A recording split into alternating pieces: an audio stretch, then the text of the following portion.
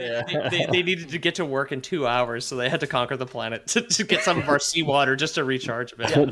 Michael Jordan drinking seawater and then passing out under a basketball hoop. That's the closest thing to clam flavored G Fuel yet.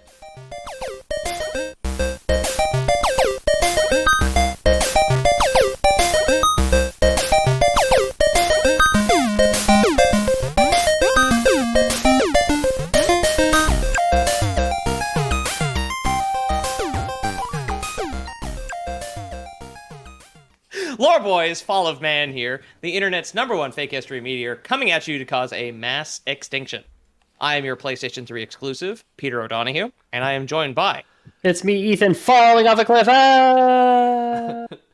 Because I'm a man, so it's Fall of Man. Right. James Miller with DualShock 2 capabilities.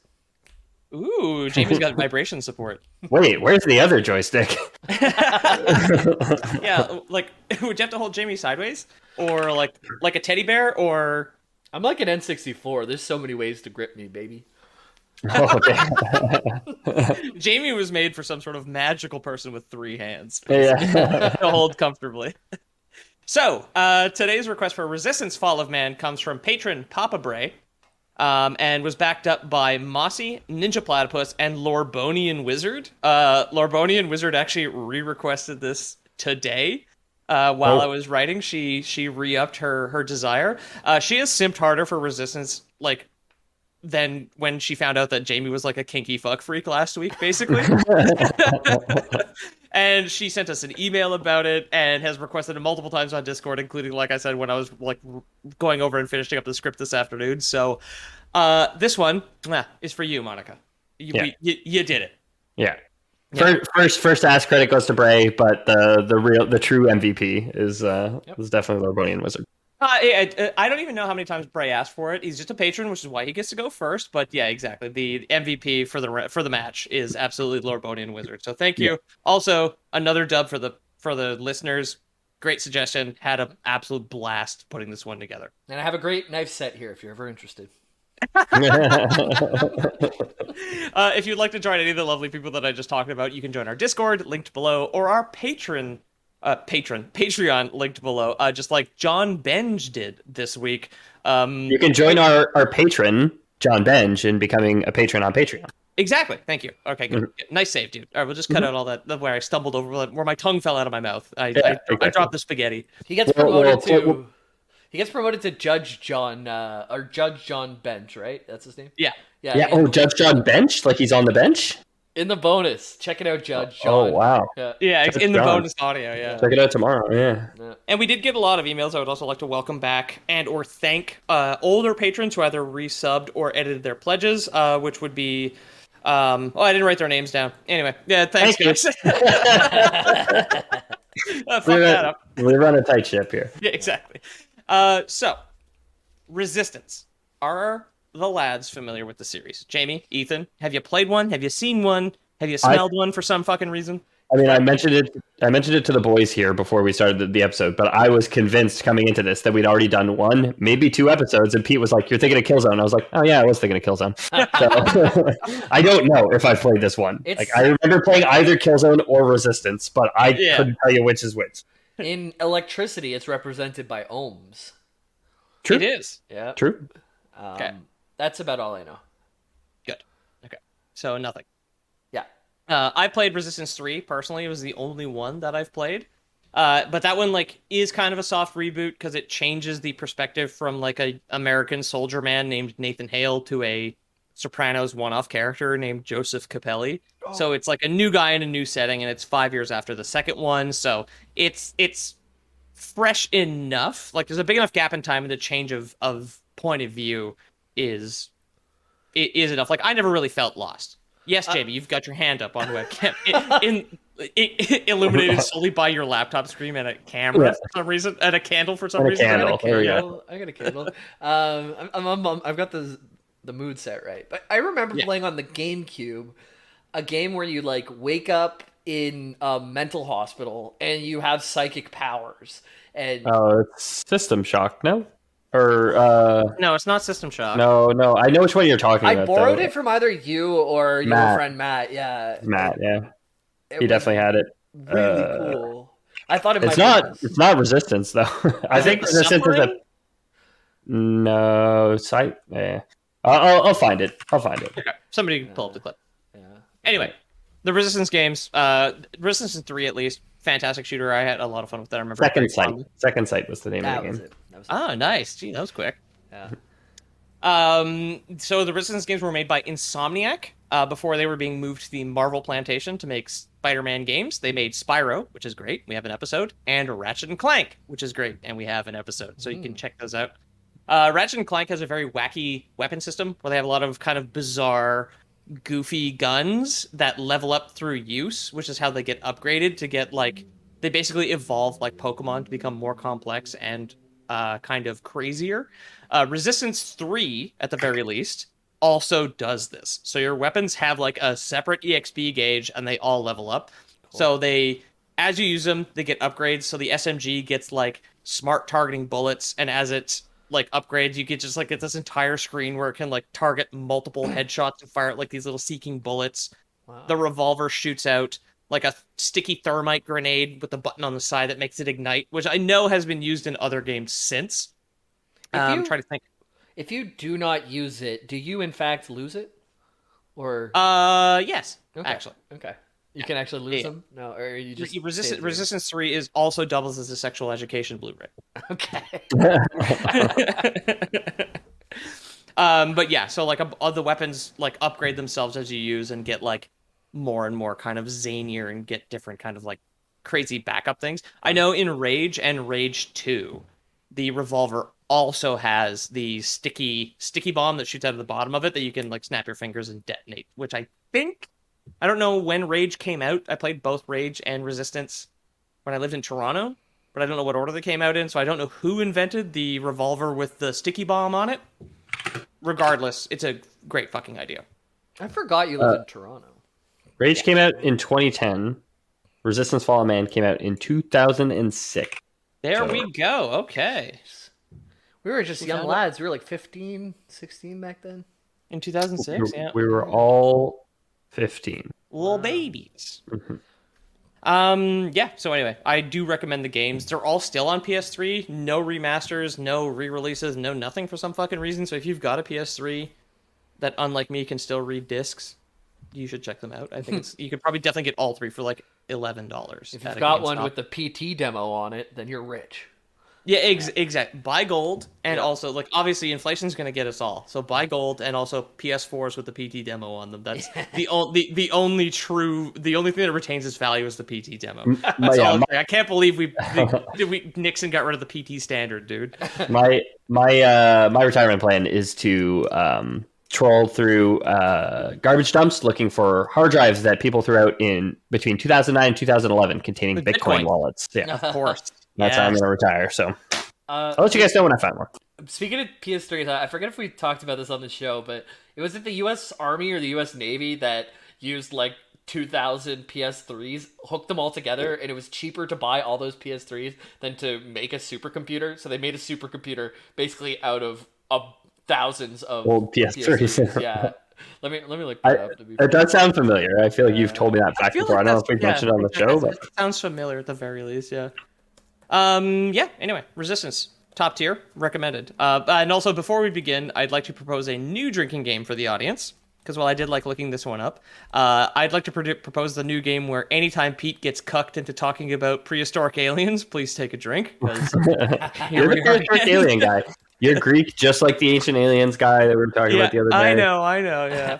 So, just to close the loop, it was 1,760 Sony PlayStation 3s, and it was the U.S. Air Force made a supercomputer out of that.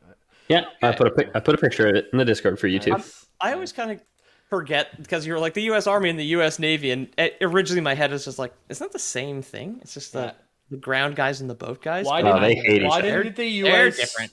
Why didn't the U.S. Air Force just use the Eagles at the beginning of the fight? Because why didn't the Air Force just take the ring to Afghanistan? Like, why didn't they just take? Why did the Eagles carry SEAL Team 6 to Osama's compound?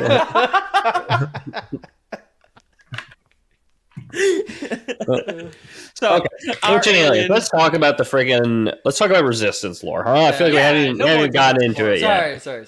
Yeah. So the aliens du jour for this one are the Chimera. They're a species of alien presumed to be from another planet. They lived kind of all over the Earth alongside the dinosaurs. However, they abandoned the planet sometime between 65 and 60 million years ago after a brutal war with a different and unknown and since disappeared alien species. The war culminated in a catastrophic event that eventually created the crater that we blue-pilled normies believe was created by a meteor in the Yucatan Peninsula who wiped out the dinosaurs. Actually, it was some sort of alien weapon, and the devastation, clearly it's like a Pyrrhic victory. They won the war, but the devastation wrought by whatever they had detonated exactly caused the Chimera. They were just like, hey, so this project that we had started here on Earth kind of fucked it up. There's a big old hole in Mexico. We should probably jet for a bit. What type of victory was that? That sounded cool. A Pyrrhic victory? Pyrrhic victory. Yeah, named after Pyrrhus, Yes. who I think was said to be the son of Achilles, I want to say. Yeah, it's when you basically, at any cost, you win the victory basically on a pile of the bodies. It's the Soviet strategy. It was also like a Pyrrhic victory. Yeah, the casualties don't matter as long as you win. Yeah, the Zap ran again. Like, I knew each killbot had a preset kill limit of 10,000 people, so I sent wave after wave of my own men at them. Yeah. So, since they're unknown, I'd like to propose a Lore Boys canon that the Chimera were actually just at war with the dinosaurs. And then the debris that had, from the crater that blocked out the sun and wiped out 70% of life on Earth was just like, oh no, this was actually a massive mistake. We should get the fuck out of here. Yeah. They had gone too far, so they dipped out. Dipped out to space? You're saying? Back to their home world, which we don't really know where the Chimera are from. They are from some other planet, apparently. Why even get into a fight with dinosaurs? Like what kind of mobilized defense are they putting up? Yeah. That's Lore Boys canon because it's not written in who they were fighting on Earth, some unknown species that they clearly wiped out entirely, and I mean, there's no dinosaurs in the Resistance games. It's not like the Roman phalanx, like the turtle shell shield formation. It's like the ankylosaur shield formation. It's the same thing. They just got one guy with a club at the back, basically. Yeah, just like swinging it around. This may be more for our Discord people, but the Chimera have ruined planets just like our very own Chimera, Saucy Chimera, who anime shit posts and posts vague enough shit, and then when people ask him what he's talking about, he either gets mad or insults them. So that's how he ruins planets. But one of our favorite, longest patrons, right? Yeah. Oh yeah. So is what I did look it up. Is one of the two people who upped their patron donations this month. Okay. So thanks, shout out to Saucy. Thank you. Also Squilliam. So we'll get to your other request soon. We just did Ape Escape, so let us get at to some point others. in the next 1,000 days. And maybe check the bonus content this week, Saucy. Maybe there's a little tidbit in there for you. A little nuggy. A little nugget. Yeah. So prior to leaving Earth after blowing up Mexico, they set up the Chimeran Tower Network with the intention of just kind of waiting as long as they needed for the atomized crust of the Earth to settle down so they can grow plants again. Mm-hmm. These towers were hundreds of feet tall and probably probably about a foot, like a football field, I suppose, like hundreds of feet, not like That's something we not can all incomprehensibly huge. Like it's just a big old tower. Okay. And they served several functions. They can communicate between other towers on the network. However, they seem to be like Christmas lights, where if one goes down, everybody on the wire goes down. Oh, so it's not the best. So like one tower burns out, and you're just like, oh fuck. Yeah. It's not a parallel circuit; it's a something else circuit. Series. It's the AT&T. Boom. Take that AT&T. Yeah, fuck you. Yeah, take that. I'm sure people hate them. It's what is this? Time Warner service? Boom. Got them. But what is this? Comlink?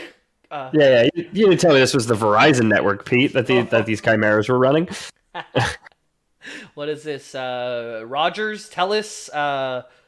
Yeah, all of them. Hate them all. If we keep saying them all, I think we get more laughs. The towers can also kind of control the climate in their immediate area to make it more hospitable to the Chimera. They like it cold. They like it crisp. They're an AC race. Is one thing. So in the third game, you go to one of the Chimeric towers or the Chimeran towers in New York City, and New York is completely frozen. It's all snowed out basically. Is what that looks like. So they like it cool. All right.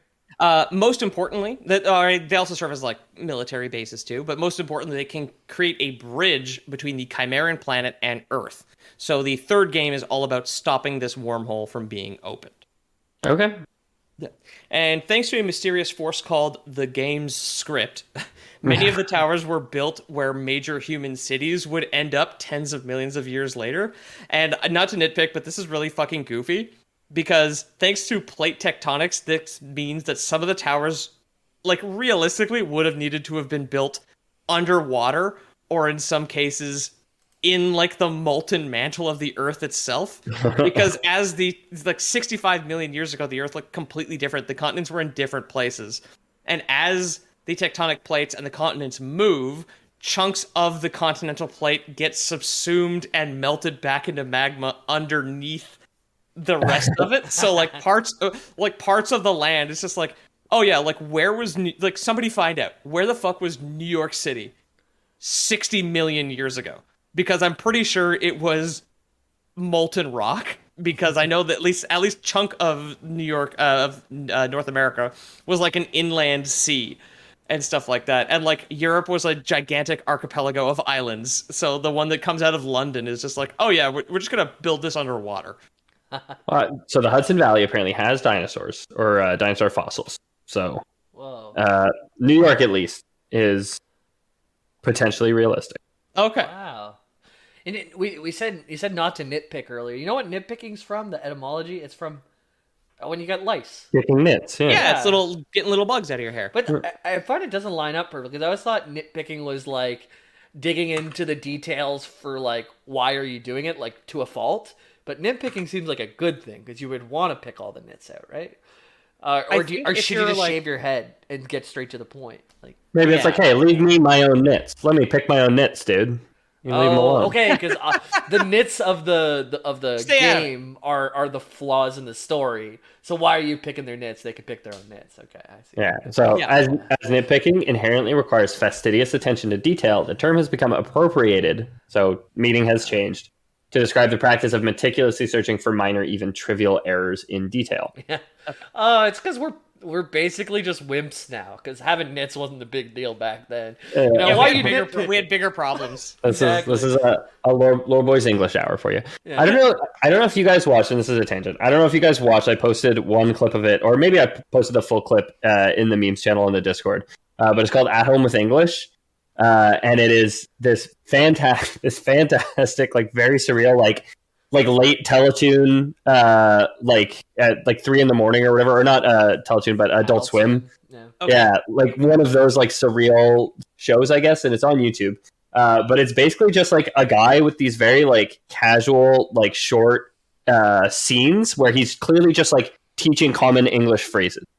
He's just like, oh, have you done your laundry today? I tried on these new pants, and these ones are too big. But it's got like the Elder Scrolls Oblivion overlay over it, and it's got Oblivion music set to it. But then every so often, one of the sketches will switch to like the combat music. So there's one where he's trying to move all these chairs, and there's two characters. There's a voice off screen, and then there's the guy who like is targeted or whatever, and he's like trying to move all these chairs, and then like his boss comes in, and like as soon as his boss comes in, the combat music starts, and then he like ends up getting fired or like quitting and getting fired. Like, oh man! If you're looking to just eat an edible one time, JB, and watch something that'll make you laugh, I think it's very fun. You mentioned the Oblivion combat music, and it just starts playing in my head immediately. Yeah, those are like 300 hours well spent. Not to tangent too far, Ethan told me a story last night of. So I used to live at his place, and I used to always hide like my THC habits from his parents, but found out that his mom with some friends did an edible over the weekend. Oh yeah! Thought she went blind because it was dark out. the most. I was crying laughing at dinner last night. Oh, it was so funny. she's like, because she had some friends from when she was young over, like from like high school over, basically, right? Okay, yeah.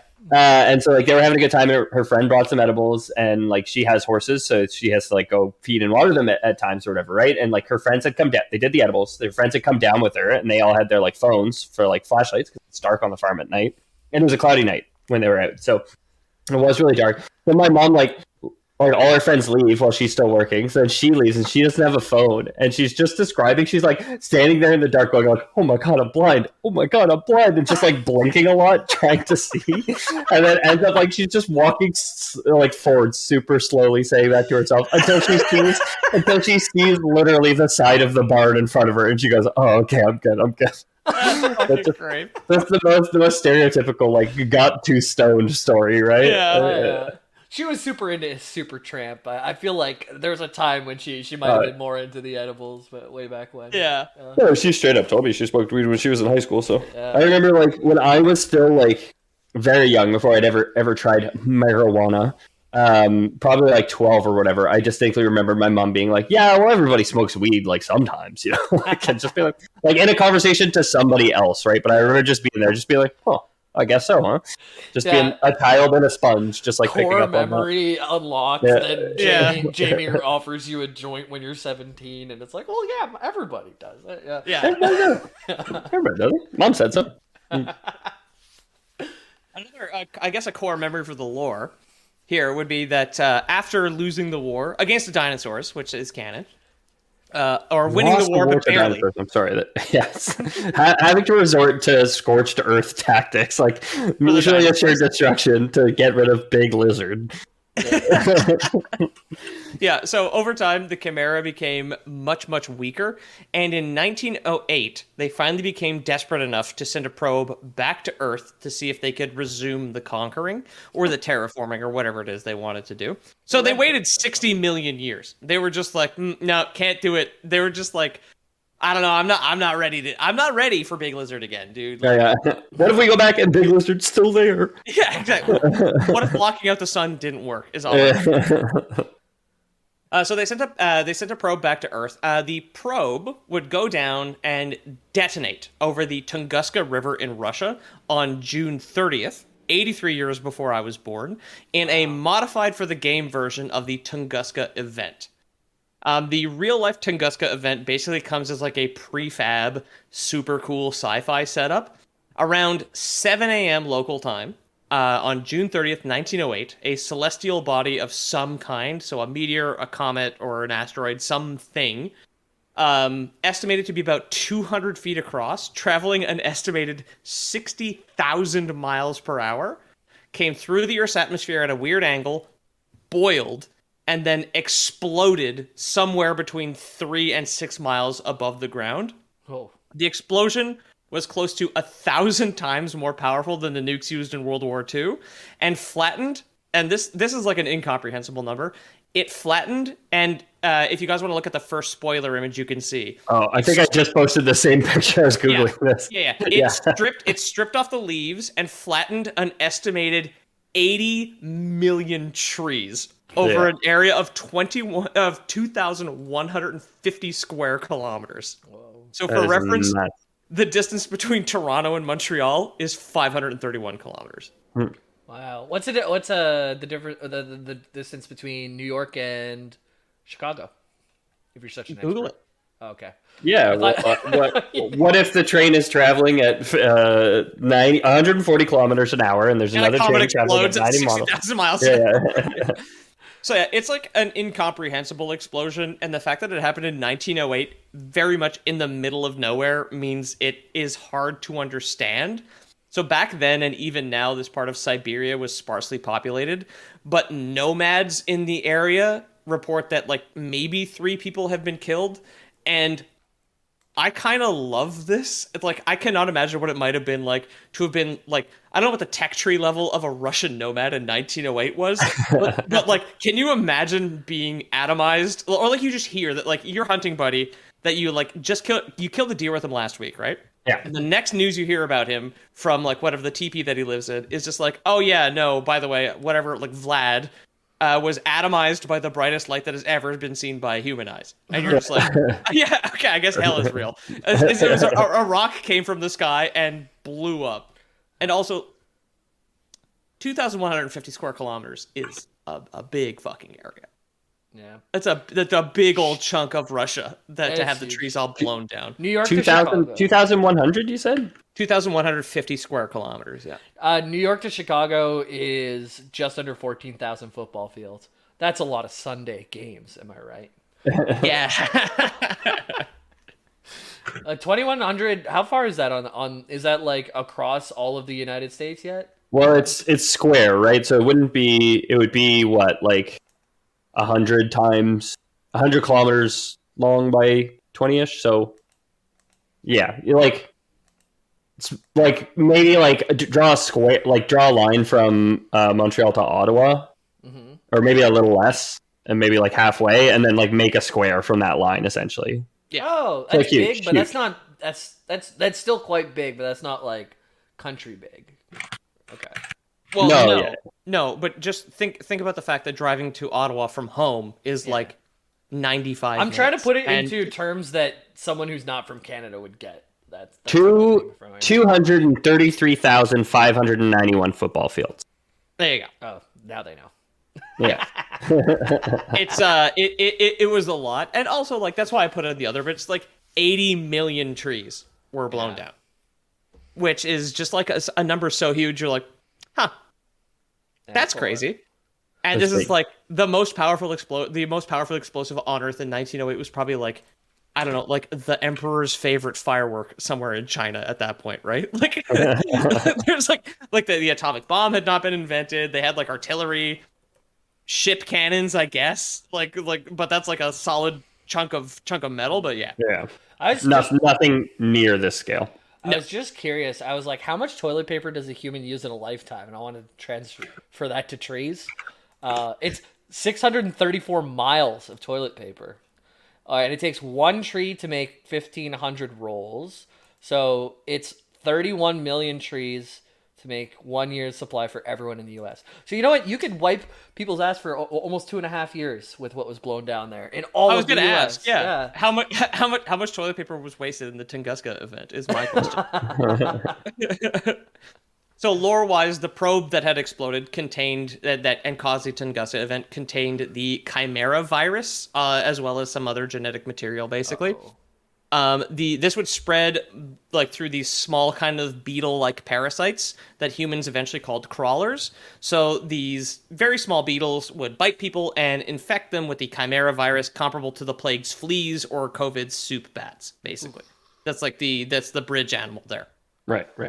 The Chimera virus infects and mutates various species into like kind of different kinds of organisms. The most basic being the soldiers of the Chimera, which are pictured below. So you guys can check the next spoiler image. And then I guess describe it for the listeners in case no one has played Resistance. Describe the default alien monster soldier from the Resistance games. They got 6 eyes, which kind of wrap around their head, like where your sunglasses would go, where your sick, like Oakley speed shades would go, like back towards exactly. The ears. Presumably, so they can't be flanked, or can't be flanked as easily. They don't have no lips, and they don't have molars. They just have the front canines there. So they got the like predator carnivores. Teeth kind of thing. Yeah, exactly. No molars. Yeah. And he's got a gun.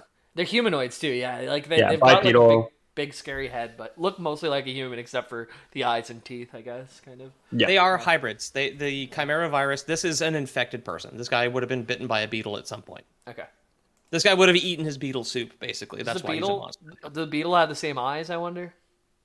They look like cicadas, sort of. So it's like a big, kind of like big angular fly. Yeah. There's a big cicada on the picnic table the other day. I'm looking at the cicada, I'm like, that's a fucking huge bug. And then my dog just like jumps up on the table and eats it. We're like, no! Yeah, no kidding. So anytime Jamie tells a story about an animal, it's always then Ice ate it. Yeah, Ice got skunked this week too. Yeah, it's my apartment smells like skunk because the dog found a skunk at 2 a.m. So lots of fun stuff here. Yeah. Sorry. So the 1908, the asteroid crashes. What? How many years later does it take to get to these like beetles biting people, turning them into the monsters? Because It starts immediately. Okay. The rest of the episode is about like how the Chimera virus spreads, basically, because it is the events leading up to the game. is this like a World War One shooter? No, because I mean, I do need to get into it. Actually, never. Yeah, mind. okay. That's supposed for the episode. World War One happens normally. Okay. Oh, okay. So there you go. Because this happens in 1908 in the middle of fucking nowhere, and thankfully, whatever his name is, the guy having his sandwich does kill Franz Ferdinand. Okay, cool. Yeah. So later on, after infecting enough people, the crawlers were no longer needed. The virus had mutated enough to transfer through bites from what are called feral chimera, they're just resistance brand zombies. So there's like certain enemies in the game. It's just like the swarm enemy. They run around on all fours. They're skinny, kind of humanoid people. They bite people, turn them into other chimera, and they mutate that way. So the mites were the original, the way of like, kind of like they're a crop duster basically. They just like spread it out. Okay, cool. Yeah. Early reports came from Siberian nomads of large six-eyed monsters, but due to things like the Russian Revolution and the First World War, there wasn't a ton of bandwidth left over to follow up on Bigfoot sightings from from Siberian nomads who had seen a scary monster out in the woods. This is like honestly, I saw great bright light. After that, Ivanov gets back up after falling dead. I don't understand. It has 6 yellow eyes. Yes. It's like, I mean, the photographer literally just killed the emperor. I have way bigger things to worry about, man. Like, I don't know what the fuck is going on. You are now a Russian soldier. Go to Western Front. Yeah. Can I have a rifle? No, there's not enough rifles. Something that reminded me of Bigfoot, of like finding a monster in the woods or whatever. There's a guy who got banned on Twitch this week because he ran in front of his camera and then off screen, but like completely naked. So I was like, what? So I checked the Twitter for like this ban, and there's just a picture of him like running, and you just see like the back end of him, of his butt, and he's like blurry, and it looks just like Bigfoot. I love that Bigfoot photo, man. Yeah. That's amazing. At work, because like it's not even turnover at work in some cases. For some departments, it's just like washout, like the fucking seals. Yeah. And for the people who are still there, we've got like central prod. It's like, hey guys, we created this group so you guys all get to know each other if you want, because I know like not everybody comes into the office. You can post a picture of yourself and like so people know who you are. And for me, I have not posted my own picture yet, but I was just like, I'm just gonna upload that like Polaroid photo of Bigfoot. You like, should. get out of here. I don't go to the office and I don't work with prod. I work with the effects team, right? So Right. I don't see any of the people in my department. So, after the Siberian nomads started reporting pictures of some naked Twitch streamer, later on in 1920, this is a real thing that did happen, so this is again like slightly modified cool history. Later in 1920, a mineralogist named Leonid Kulik, who is also a real guy, led an expedition to investigate the area around the Tunguska event, so it did take them 12 years to go out and investigate like the 80 million blown up trees, because it is an area of concern, I think. So in real life, he showed up, interviewed the locals, and sadly left without finding any evidence of a meteorite, which is why we know that it vaporized in the air. There is no crater, and there is no, I guess, detectable meteorite material for a guy in the 1920s. Like there's definitely it's because there's of course the evidence of the KPG impact that killed the dinosaurs is that there's like a layer of iridium around the entire planet. So we know that a large object with iridium, which is rare on Earth, crashed in to the planet and spread out a very like even and thin layer of the same material around the entire world. Whereas this one didn't really leave much because it's vaporized within the atmosphere. That's also why the area that it destroyed is so fucking huge. Because none of the energy that it released was transferred into the ground. Which is the same reason they detonate an atomic bomb in the sky is for extra. Oh, the air puts up a hell of a lot of resistance. Yeah, the atomic bomb like dropped over Hiroshima, blew up in the air because it does more damage that way. Because you lose so much energy if you drive it straight into the ground, basically. Yeah. Oh. It absorbs a bunch of it. There's the air gives up a whole lot less what, Peter? Resistance? Balls of man. I will say, I looked up just a small tangent here. I did look up Leonid Kulik because he said he's a real guy, and that sounds interesting. Jamie I posted have that. a little bit about him if you want, Jamie- because I did put in his real bio before his game bio. I just thought it was he's got fan art. Like I just one of the top Google search What the results fuck? is fan art of him in front of like glowing crystals and a weird meteorite. He looks like essentially. Sam Okay. Hyde, man. Yeah, He I mean, does. God damn it. he is like I'll post a picture for Jamie of just the man, I guess. But like, if this isn't the most stereotypical like Russian mineralogist in like early 20th century, like I don't know what it is. is. Yeah, he's like a finely coiffed beard, like round eyeglasses. He's and, got like, the Trotsky glasses. yeah.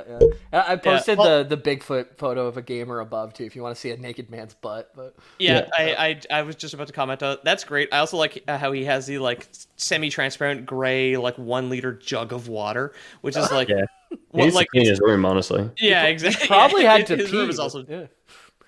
Yeah. but that big jug of water is like a health lifestyle for some people where it's just like, yeah, man, I'm into fitness and all they do is drink a liter of tap water out of that exact jug. Like you've definitely seen it. I think on Twitch it's more about not leaving your computer, but yeah.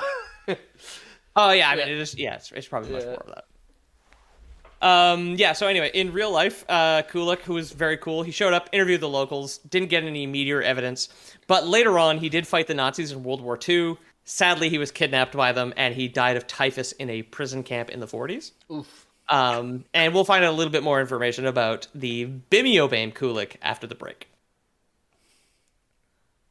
Welcome back, everybody.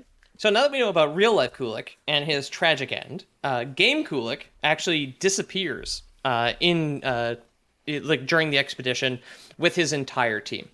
It's never really found out what happens to him, but it is theorized that he fell victim to the Chimera or to the virus itself. So either the mutants or they became the chimeric soldiers that we talked about earlier.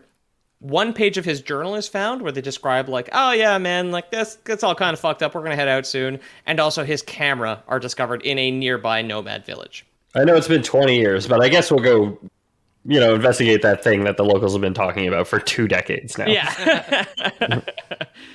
Thanks to Russian isolation and limited comms technology at the time, the fact that the Chimera were infecting and slaughtering every living thing in Russia went pretty much under the radar for the rest of the world, and not only because that expression didn't exist, because radar was invented in 1935. True. The war was going... By the British. Sorry? By the British. By the British, yeah. In it. Now, do you think they needed a new expression or some way to detect aircraft at night? Like, why would they have invented radar? Because they need the expression, yeah. Oh, yeah, of course. Yeah, yeah. Well, people kept saying, like, man, The Oxford English Dictionary was what needed like they needed a controversy or something. yeah. Oh, man, I really didn't notice that thing. I wish there was an easier way to describe the sentimentality and emotions I'm feeling right now.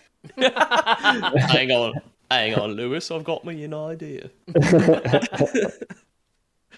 So the war was going very poorly for the Russian army up until Dr. Fyodor Malikov developed a vaccine for the Chimera virus using some DNA that was recovered from the point of the explosion at Tunguska.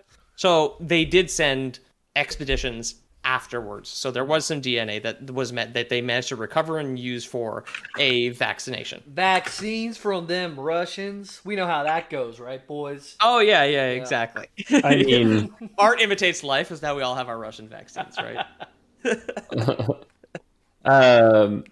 yeah, I mean, vaccines have been around for a while. I guess DNA was around for a while too, but I can't imagine the means of collecting DNA was very sophisticated. It's in the 1920s and 30s. It's kind of sci-fi, but whatever. Like, they sent the guy to the meteor explosion site, and he picked up some alien goo and decided to, I don't know, put it into a cow, and the cow was fine. So It's it's the guy with the bean plants who figured it out, because he figured out dominant and recessive genes through bean plants just by mating them together. I forget his name. Swiss researcher Friedrich Meischer. Is that the bean plant guy? I don't know. That's the guy who discovered DNA. Oh, okay. The one I remember in university in biology, they taught us about the bean plant DNA guy, and he was the first one to be like, oh, well, like recessive genes show up like 25% of the time. Well, maybe he's like the dude who did recessive versus dominant genes, actually. Yeah, I was listening to. He's the guy who like proved the existence of gingers, I guess. He got the Nobel Prize in Switzerland. Yeah. Yeah, it seems like he was a doctor and or chemist. Mm-hmm. I don't know if he was a bean guy per se. I think it was. You could be a doctor and a bean guy. Don't get me wrong. I'm just saying. Malikov absolutely a bean guy at the very least, or at least could intuit like he had the wise mind of a bean man. Yeah, easy. Just sorry. Ethan immediately just like, oh, that's one of the losers. Because Malikov, whether or not he knew what DNA was, he knew how to make himself a vaccine. So the Chimera virus and the Chimera DNA are different things, because if we remember, they had been weakened in their battle with the dinosaurs. Yeah. So they sent the virus to basically just like, look, if we could just mutate the local flora and fauna, they can do our fighting for us, because we're just a bunch of, whatever, decrepit old men in our rocking chairs on our foreign planet, launching meteors at the Earth that for some reason we still desire, right? Right. They've got all the good seawater. That's true. Ours dehydrates us too much, and theirs dehydrates us less, so we're going to take over. I wonder if it's like the only way they can reproduce, and again, this is just like a Lore Boys canon, I guess, that I'm just spitballing here. It's like the only way that this species could reproduce is by infecting like existing life with material. So it's like they can't create more without taking like living people on their home planet. Like they can't create new life, right? So maybe they're just looking for... I'm trying to think of what would make Earth of all planets special. And as far as we know, it's life, right? Like sophisticated life, I guess. Yeah. So, it's not sophisticated life, unless you mean complex, like organism-wise. Because like dinosaurs, despite having kind of simple weapons, are still complex life, right? Yeah, that's what I meant. Just like bigger than single-celled organisms. So like the guys whose names I've forgotten, the aliens there, they Chimera. Chimera. I want to say cryptids. I'm like, I know it's not cryptids. Yeah, no.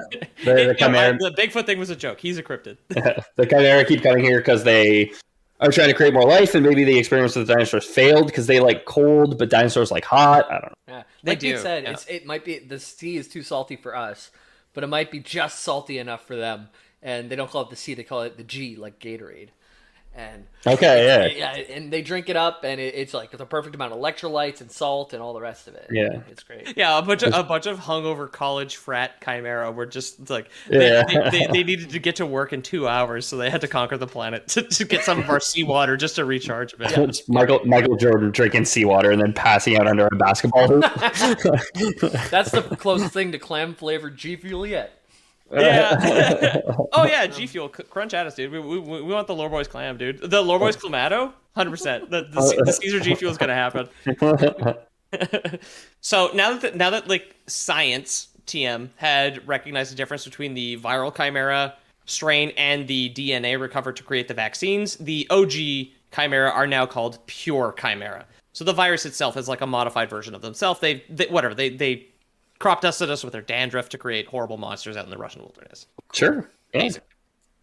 After some early tests, it was shown to prevent infection from the crawlers, so you could get bit by the fleas and not turn into a monster. However, over the next few years, tens of thousands of Russian soldiers were vaccinated.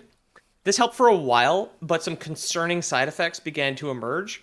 Soldiers began to call Dr. Malikov father, which just out of nowhere. Yeah, exactly.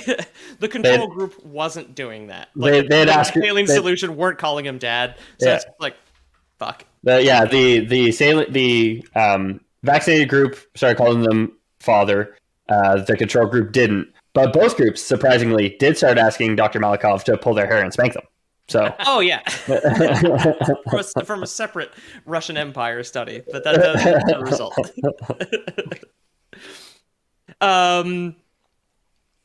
Right. So eventually, after calling him father, 90% of the vaccinated soldiers went AWOL and began calling themselves the cloven, which is the final spoiler image that I have there.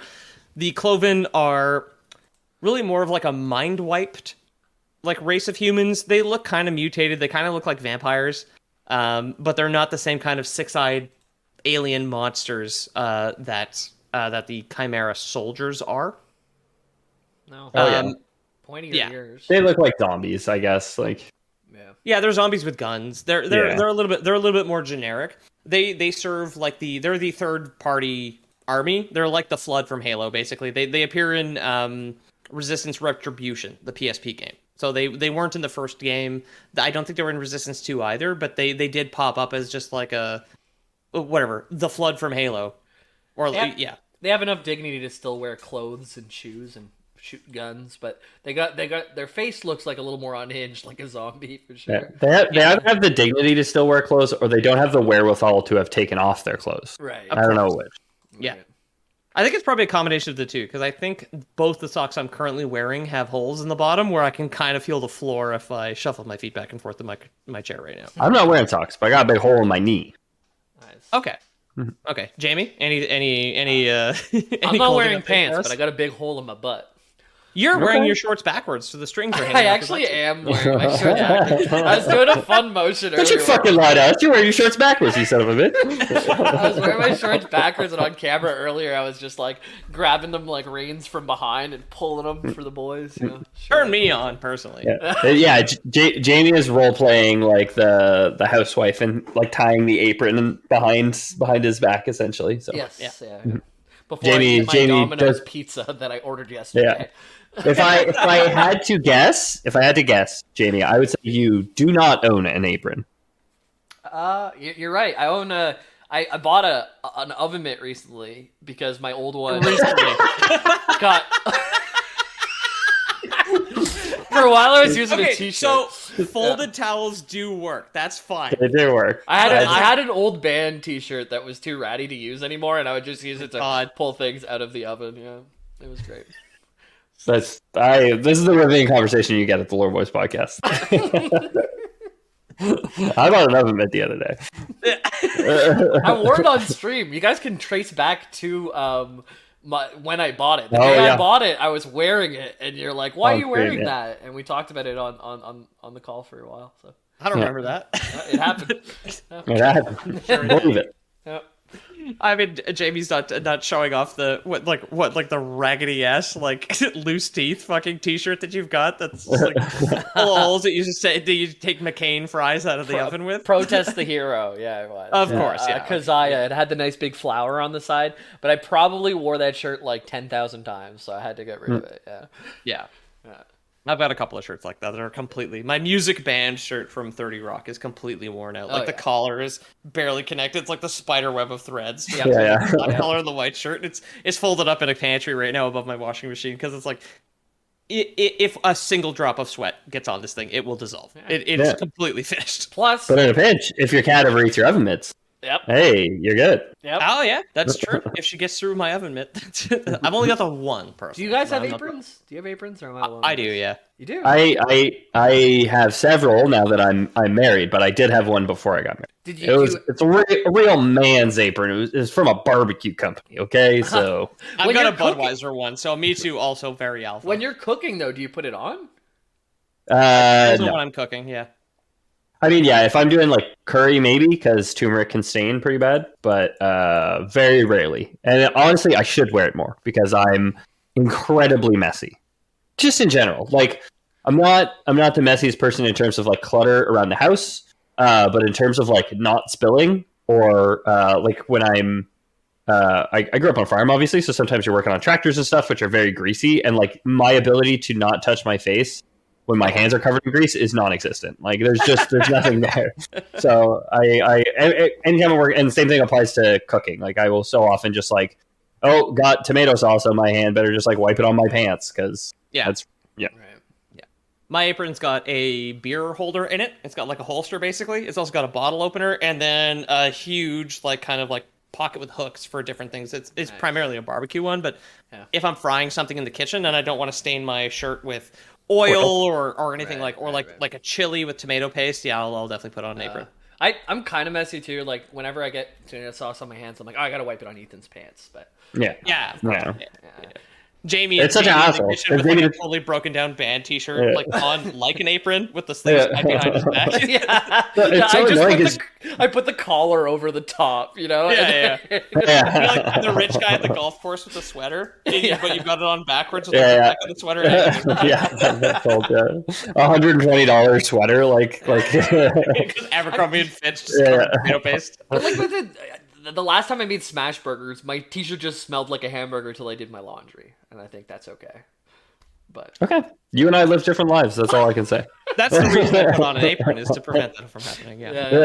Toss it in the laundry. It all comes out in the wash. Why not? Except for stains, they don't always come out in the wash. No, exactly. Oh well. Anyway, what the fuck were we talking about?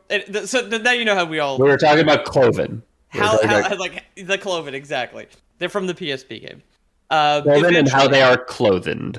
There we go. Yeah, and no aprons. They are barbarians. They have their guns. They have their shoes. They have their ratty ass band T-shirts. That's the way that works. Cool. So eventually, despite the fact that Russia was pretty isolated in the early 20th century, the UED, or the United European Defense, realized that Russia was being maybe too quiet, even before like regular electronic communication. Like, you know, maybe we receive, I don't know, a telegram once per decade from the Russian Empire. How is Peter doing? How's Peter the Great doing? How are his daughters? Is that cartoon movie about his daughter done yet? Like, I want to know. Is it out? It out? How's the bat? Would it have been Peter the Great at this point? No, it's Nicholas, I think, was the last one, actually. Yeah, but this is after the Bolshevik Revolution, right? We're talking 1920 now, so yes, because I think that was in the 1917? 1917 to 23, yeah. Yeah, there we go, yeah. So we're in the middle of the Bolshevik Revolution, actually. Yeah. Where is Nicholas? Did the photographer get you? Or was it the alien mutants? Which one? Yeah. I think that would be funny if somehow, like, Nicholas and his family, the photographer was like a chimera monster, just like with the hood over it, just like with the light bulb flashed. Like, they didn't know that they were going to be assassinated, despite the fact that the entire like media team was clearly monsters. So the UED eventually came into contact with the Chimera. However, I like the way it was written, I guess, on the wiki, mistakenly believed them to be a result of some sort of Russian experiment, which, considering no other country in Europe at this time had contact with aliens, makes perfect sense. Yeah. Right? Like, why would the Austrian Empire, like, go show up at Russia's door in 1920 and just be like, oh, alien? It's just like, no, like, clearly the Tsar has been doing something wild with alchemy or some shit, right? These children have been drinking mercury. I like the idea of, like, some people believing, like, instantly getting that it was aliens, then other people just being like, no, it's definitely just the Russians being Russians. Like, yeah, mon Dieu, the Russians, they're clearly being possessed by aliens. No, chap. It's that's just a normal Russian over there. It's bad Russian science is what I believe. Like whatever the equivalent of the guy wearing like the upside down bag of potatoes in the sandwich board, like end is nigh. Like he's finally vindicated, basically. So now we can jump ahead a little bit. In December 1949, the Chimera launched a full-scale invasion of Europe. Between the First and Second World Wars, it would appear as Hitler did not actually rise to power in this universe. He is not mentioned in any of the fiction, and neither is the Second World War. Germany seems to have been, like, concerned that Russia was, like, very suspiciously silent, and kind of led the charge on the whole, like, hey, whoa, we haven't received a telegram. The guy wearing the potato bag, the raving lunatic, has been kind of like being right way more than I would be like comfortable with, so we're gonna like investigate on this end. He's not mentioned. There is no alternate World War II. It seems to have skipped over it entirely and led straight into the Chimera War in 1949. Because when the Germans went into Russia, they had crossed the border, they noticed a whole lot of weird monsters and ghost towns, and their investigation had started as far back as like 1938. So the Germans were really working on just like hadn't had a call, they were concerned with their buddy. They did the mental health check on their neighbor sort of thing. Do you know if there's any like animals that get infected with this too? Like, do you run into like a big Russian bear with 6 eyes and like coming at you? In the third one, there are larger monsters. Like, there are different classes of enemy. There's, like, obviously, I showed you guys the picture of the regular Chimera soldier, which, for all intents and purposes, is man.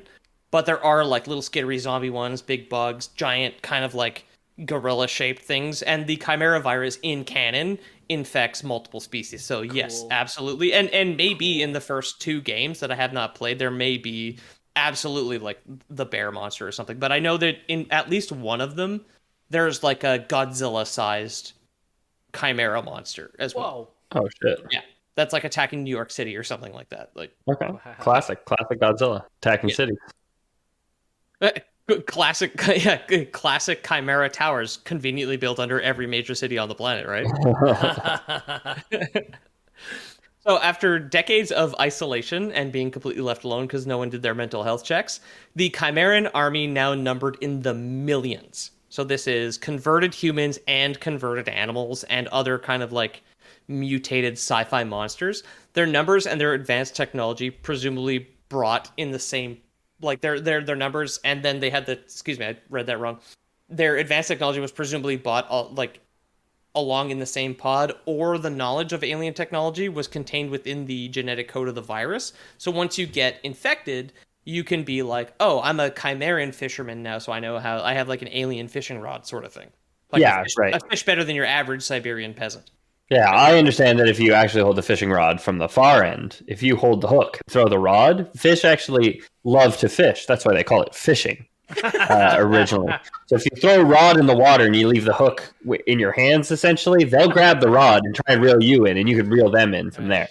Yeah, so, okay. Yeah. You go fishing once, you get to eat once. You teach a fish to man, and he'll eat forever. Yeah, exactly.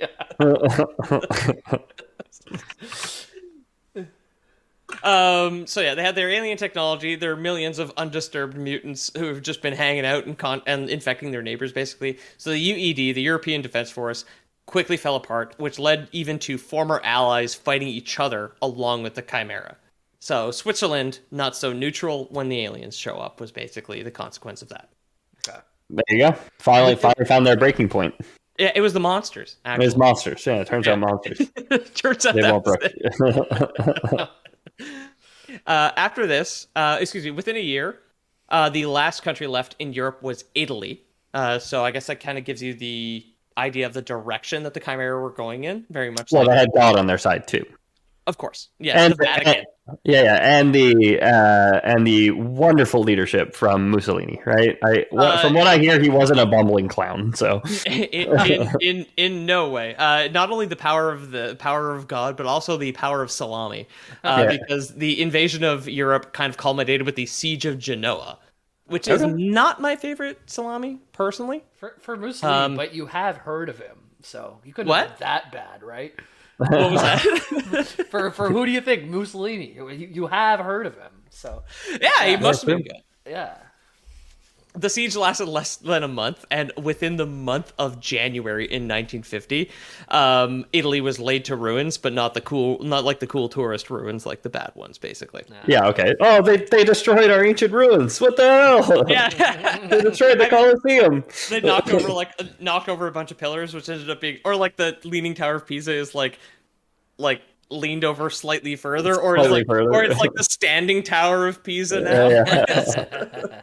The lying down Tower of Pisa. They just knocked it over the side, but they still try to make it a tourist trap. That'd be like the Tunnel of Pisa, because you'd go through it like end to end if it fell over, right? Yeah, the Tunnel of Pisa. Yeah, Venice is just like basically Atlantis now. It's just fully underwater, but not so far underwater. You can still see that you like stand on the rooftops of like the taller buildings. Still, you know, and you still have the guys in the striped shirt, like people trying to propose to their wives. Going, 6 eyes, striped shirt, and a paddle. Yeah. The Instagram photos of the 6-eyed guys trying to pick up the laying Tower of Pizza off the ground. Yeah, like with the perspective trick, though, they're way in front, you know. But they look like one of their Godzilla friends. Yeah, the thing that they sent to New York. Yeah. So always happy to not be considered European. The UK lasted slightly longer. For a time, the Chimera, for some reason, could not cross the English Channel, which allowed the Parliament to evacuate 300,000 civilians to Australia and Canada, which in Canada are called substitute Englands. Mm-hmm. By October, however, so this is from January to October, it took them almost a full year for some fucking reason to cross the English Channel. maybe because of the English Navy, right? Because they're generally pretty good. Yeah. So by October, the Chimera managed to cross the channel. Whether it was by tunneling underneath it, kind of like that metro system they have, or they had like a gigantic suit jacket that they could lay over the puddle for their like hot, gigantic Chimera woman that they were courting, is unknown. But eventually, Godzilla got a straw and he sucked it dry. Yeah. it's funny because the next part is not quite unlike a gigantic monster fucking with the water. Because after they cross the channel, the general command of the British Army was destroyed when the Chimera actually dammed and redirected the River Thames to flood the entire city of London and the bunker underneath and kill all of the people defending London at the time. So out of the 14,000 English defenders, only 200 people survived because the Chimera managed to redirect and basically use the River Thames as a weapon. Wow. First fire, now water. London can't catch a break. Huh? No, exactly. What's next? A tornado? Jesus Christ. Yeah. 3 for 3, baby. Landslide? I think it's the Earth Nation is the last one left. Yeah, so landslide sounds right. Yeah, Earth and air. Yeah. Tornado and a landslide, team. Yeah. Oh, you're right. So the UK had already been reaching out to the US for military aid, obviously. And after the fall of the UK, FDR finally got his paralyzed ass in gear and decided to help. Kind of, which, yeah, I mean, like, art imitates life, right? Yeah, exactly. The aliens finally, and for no strategically sound reason, decided to also send an asteroid at Pearl Harbor. Oh, yeah, of course, yeah. So thankfully, after the discovery of a mysterious alien structure in 1934, somewhere in the U.S., the U.S. government had already been working on various projects within the SPRA, or the Special Research Projects Administration. The SPRA was created by the government with no publicly stated goal, which faced criticism for basically being just a fucking slush fund. It was just like something set up when they found a weird alien structure, but they didn't do anything until the Chimera had not just taken over Russia and all of Europe, but then also the UK. And it was like, oh, this is what all that money we were squirreling away was for. Don't worry about it, Johnny Taxpayer. We would never... Yeah. Me? No, I would never lie to you. Your friendly local politician? Come on. Yeah, your friendly local government. So looping back now, just to reconnect, just to close the loop here, the SPRA were the ones who were helping fund Dr. Malikov's creation of the Chimera vaccine. That was one of the projects that I buried the lead there a little bit. That was one of the projects that they had been funding. So it was not disclosed to the public that, like, oh, this is where your tax money's going. So the criticism kind of backfired a little bit because FDR would not, in this case, actually be the president to lead the U.S. through a Great War, since he lost the election to Montana Senator Noah Grace, who, to my knowledge, is not a real person. And I know FDR had 3 terms through the Second World War, which did not happen. Get away from my... Sorry. That was loud for that. Sorry, dog is hungry and knocking my mic. I'd love that. She wants some Dominoes? She wants Dominoes, and she also just wants dog food. It's about time. But, yeah. I love the name Noah Grace. It sounds like someone with an accent just saying someone has no grace. Noah Grace. You've got the Noah Grace. The last surviving Italian. Yeah. Why are you sending this guy? He's got the Noah Grace. Grace was a hardcore America First isolationist who won the 1940 election campaign against FDR, saying that he was spending too much money helping Europe fight off that whole alien threat thing. It's MAGA, baby. Let's go. Pretty realistic, honestly. Yeah, yeah, exactly. Well, no, I think the States is usually all about keeping the illegal aliens out, aren't they? Oh yeah, this is true. But like the idea that there's a Republican politician in the U.S. who is not like, whose dick does not get hard for a proxy war is the least believable thing about the resistance games, right? I mean, yeah, but and then at the same time, like the fact that there's a clear and existential threat to humanity, and people are like, well, it's going to cost too much to do anything about it. Yeah. Yeah. Yep. So he's the president now. He does die under mysterious circumstances and is replaced by the VP at some point throughout the timeline. But FDR, the guy who was just like, we should win the war against the bad guys, loses for the guy who is just like, winning the war is too expensive. And let's winning go. the war is too expensive. We'll win it whenever it comes here. Yeah. And you guys know how much boats cost? We're not going to send all our friggin' guys over the ocean. The ocean's scary. Who knows what's down there? So the SPRA, using Malikov's vaccine research would create soldiers called Sentinels under Project Abraham. The Sentinels were soldiers who were already like resilient, like this is a quote too from the game, resilient, capable soldiers with strong ties to country and honor. So they came pre-brainwashed, so you could give them their like magic juice to make them better army men. Mm-hmm. Sentinels were soldiers who were kind of like already partially immune to the Chimera virus. They had a good resistance to it. And thanks to a modified version, thanks to US government money, now referred casually as bug juice, a modified vaccine. This would also give them kind of like video game powers. They got like a little health regeneration. They're faster. They got the endurance. Like it's the it's the armor. It's a Space Marine armor for the Marines of Resistance. Basically, is the bug juice. Basically. That's what when I went to camp, they used to call the fruit juices, which is probably just like colored sugar that they poured into water. They used to call it bug juice. You want to go to the lunchroom and get bug juice? That's cute. Yeah. Maybe they were trying out alternative feeding programs on a group of children to see the effects that feeding them bugs would have on them. And it turns out it makes live in the pod, baby. It ends up that when those kids grow up, they don't have aprons. I don't know why. Nobody knows. Nobody can figure it out. Interesting. Okay. One of the other things that I thought was pretty cool is the reason that the player character can pick up first aid kits and heal themselves in game is because they have been enhanced with the bug juice, with the Chimera, the modified Chimera vaccine.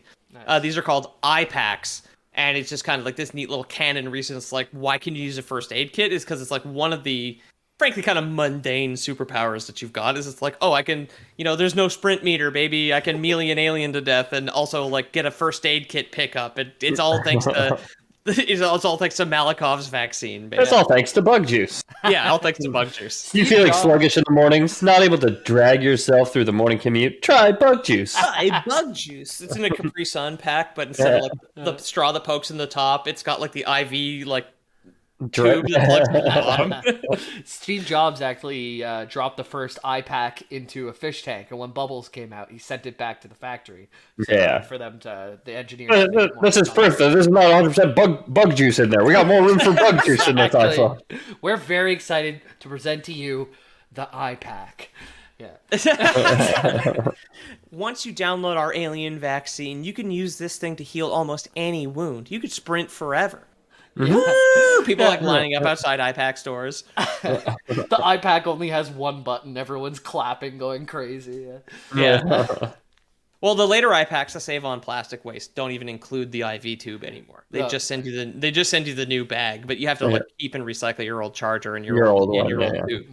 Mm-hmm. And your old needle too. It's like, oh yeah, just recycle your old syringes. So originally, the people that were recruited to Project Abraham were told that they were helping cure the European influenza. Wink, wink. Sure. And all information about the Chimera was conveniently left out. A $10,000 incentive was also put in place to get more recruits in. And if you guys want to check for inflation, I don't know how much $10,000 in 1948 was compared to now, but if you could find out. The initial tests... Sorry? I'm so glad they took the $10,000 off the student loans. Yeah, exactly. Right. Yeah, all I had to do was get this mysterious vaccine, and now someone paid off 8 months of interest off of a $100,000 loan that I took out. Thanks, man. Thanks, Brandon. Purchasing power equivalent, $122,936. That's a lot of fucking money. Mm-hmm. Wow. I would get a mysterious alien vaccine for that. So they could have gotten rid of like a third of some American student debt, Yeah. Wow. That's almost worth it. Unless you consider the following statement. The initial tests killed all but one of the subjects, Joseph Capelli, who we talked about earlier, the protagonist from Resistance 3. Hey, Joseph Mamoni, how's it going, huh? After he had survived eating all his gabagool, he was transferred to the Bryce Canyon base of operations, basically in Utah. Okay. A similar serum to the one used on Capelli was created to continue the program because they were just like, okay, we did kill everybody. This guy survived. Let's keep one drop of that and go from there. Jordan Adam Shepard and Nathan Hale would both receive updated shots.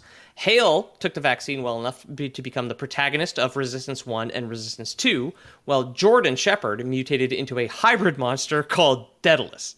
So, out of sight and out of mind, Malikov shipped Daedalus to the SPRA station Igloo in Iceland, never to be seen again, I would assume. Huh. Hale would go on to be the sole survivor of the Chimera attack during Operation Deliverance, setting into motion the events of the trilogy of games.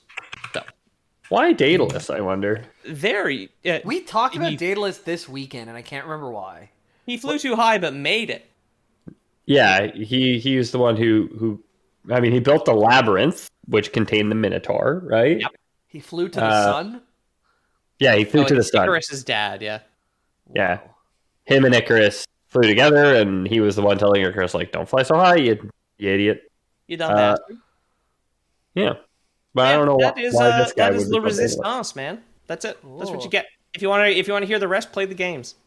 I liked it a lot. It was a good call from the audience. Very good. I love the third game like enough that I'm looking into it.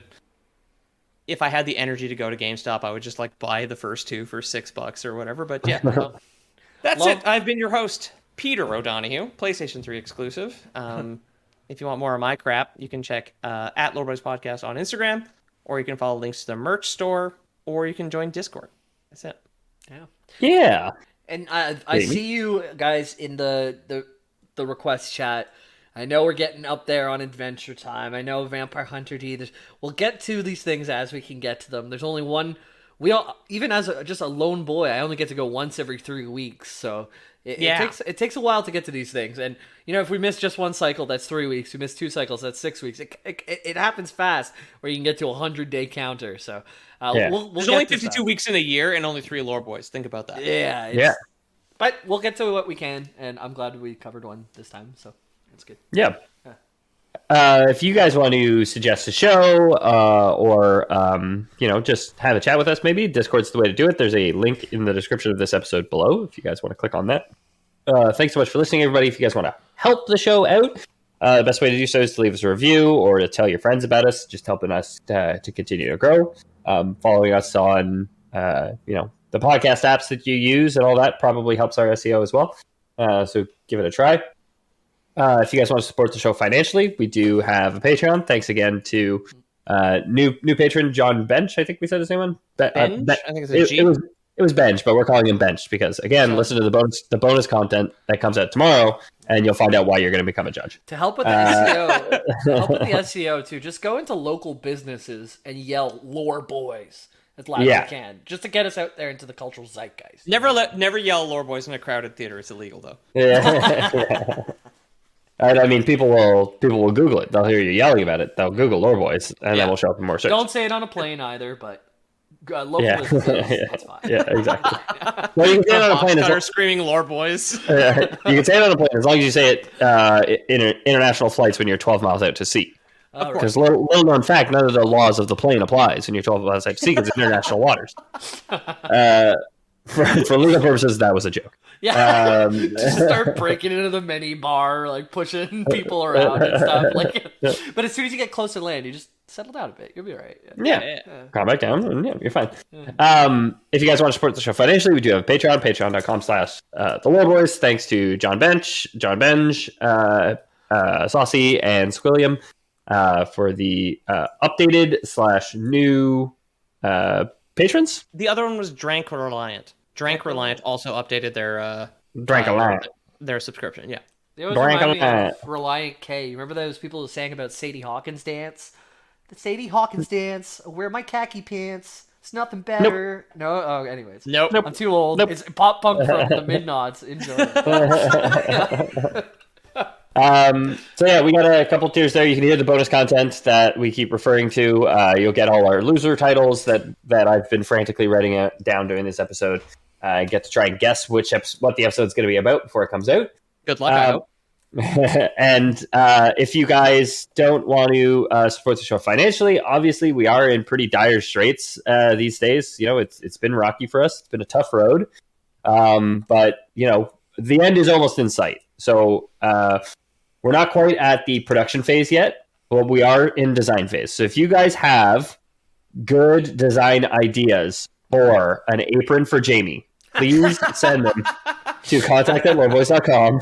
And we will, during our next mailbag, we'll have a review of all the designs submitted, and we'll end up choosing a winner. So you guys can submit as many as you want. Make them pop, make them unique.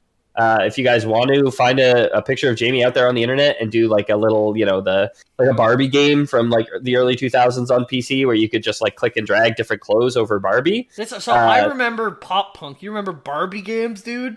This is where we're at. I am way more familiar with the Newgrounds Barbie games, so you can snap a dress onto like a a default Barbie. Yeah, I'm throwing shade. Is there anything wrong with me being a Bratz video game enjoyer, dude? Okay, I was a Polly Pocket man when I was a child. I'm throwing shade, but I know exactly what game you're talking about. I think we talked about this on the last episode, or maybe the last bonus content. But like when I used to play the original Super Smash Brothers, I used to just like use it as a vessel to play house with my friends. Yeah. You did talk about that. That's They'd always want to fight, and I'd want to just be like, "No, I'm going to be Pikachu, and this is my house on the side of the castle." Okay, so I can see why you figured the Zomboids so well, making house. Yeah, exactly. That's all I was. Make house with my friends. Yeah. So submit your design ideas. We'll pick a winner, and you will become a Lore Boy primer. I think that would constitute a Lore Boys. Lore Boys.